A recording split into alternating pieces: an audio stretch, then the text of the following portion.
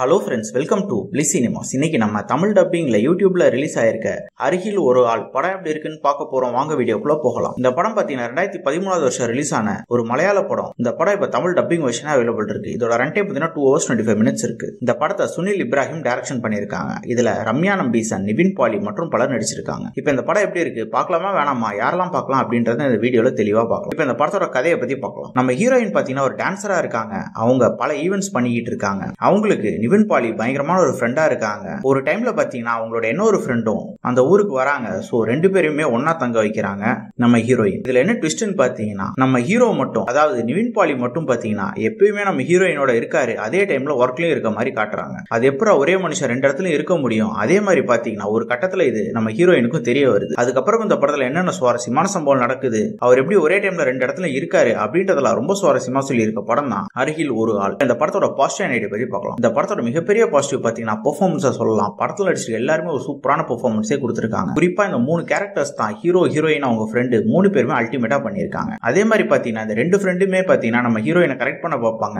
அந்த சீக்வன்ஸும் நல்லாவே இருக்கும். ஸ்டோரி பிளாட்டும் பாத்தீங்கன்னா ஒரு இன்ட்ரெஸ்டிங்கான ஸ்டோரி பிளாட்னே சொல்லலாம். எப்படி நம்ம ஹீரோ ஒரே டைம்ல 2 இடத்துல இருக்காரு அப்படின்றதையே பார்க்கறதுக்கு நம்மள தூண்டுது. சினிமோட்டோகிராஃபிலாம் படத்துக்கு என்ன வேணுமோ அதை பக்காவா பண்ணி கொடுத்திருக்காங்க. சவுண்ட் எஃபெக்ட்ஸ், பிஜிஎம் எல்லாமே நல்லாவே இருக்கு. ஸ்கிரீன் பிளேல இன்னும் கொஞ்சம் மெனக்கெட்டு எழுதியிருந்தாங்கன்னா நல்லாவே இருந்திருக்கும். ஏன்னா பல சீன்ஸ் கொஞ்சம் லேக் அடிக்க தான் செய்யுது. ஓவராலா பாத்தீங்கன்னா இந்த படம் ஒரு ஒன் டைம் வாட்சபிள் படம் தான். ட்ரை பண்ணி பாருங்க. இன்னொரு வீடியோல சந்திக்கலாம். தேங்க்யூ.